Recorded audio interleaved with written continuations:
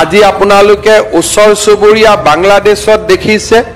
য'ত 35% হিন্দু মানুহ আছিল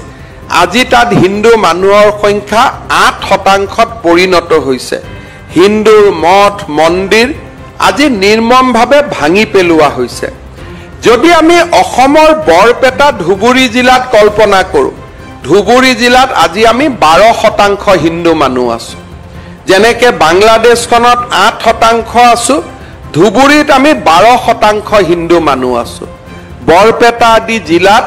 30% আমি হিন্দু মানুহ আছো মৰিগাঁৱত আমি 35% হিন্দু মানুহ আছো অৰ্থাৎ একোখন ক্ষুদ্ৰ বাংলাদেশ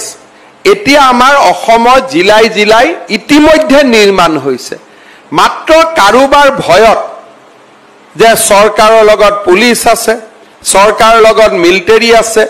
যদি হিন্দু মানুহক আমাক অত্যাচাৰ কৰো আমাক গ্ৰেপ্তাৰ কৰিব আমাক আক্ৰমণ কৰিব আমাক চৰকাৰে আইন আদালতত লৈ যাব কিবা এটা ভয়ত তেওঁলোক থিয় হৈ আছে যিদিনাখনে সেই ভয়টো ভাঙি যাব সিদিনাখনে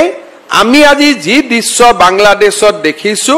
সেই দৃশ্য আমি অসমৰ উজনি অসমৰ জিলা কেইখনক বাদ দি আমি সকলোতে দেখা পাম আৰু হেয়া আমাৰ জীৱনৰ বাস্তৱ সত্য আৰু তাক আমি কেনেকৈ প্ৰতিহত কৰিব লাগিব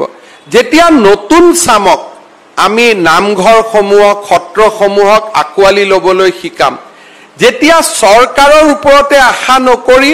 ৰাইজৰ জীৱন আৰু হৃদয় নামঘৰ সত্ৰসমূহৰ লগত জড়িত হৈ থাকিব তেতিয়া আমি আমাৰ ভাগৱতখনক আমি আমাৰ কীৰ্তন পুথিখনক বহু বছৰলৈ আমি ৰক্ষা কৰিব পাৰিম সেই কাৰণে মই টঙৰা সত্ৰৰ এই পবিত্ৰ ভূমিত থিয় হৈ